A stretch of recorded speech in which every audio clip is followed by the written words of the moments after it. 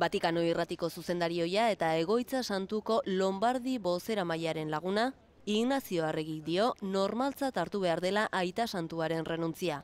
Esan didate, baina zeote dago azpitik hor. Gaur-gaurkoz niretzat nahikoa da pentsatzea gizon honek buruan sartuta zeukala, egunen baten behar izan ezkero behar kargu utziko zuela.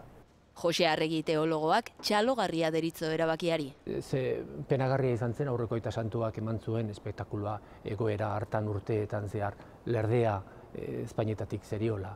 120 kardinalek aukeratuko dute urrengo aita zaindua. Aita santu batek aukeratutakoek aukeratzen dute urrengoa. Eta hain zuzen, teorian bataiatua dagoen edozein gizon izan badaiteke ere, praktikan kardinal bat izan ohi da aukeratua. Guztiak dira oso konservadoreak, integristak ez direnean. Orain beharko litzake beste bat, gobernu aldetik gauzak beste modu batera egin dezaken gizon bat. Hortarako etzan hau.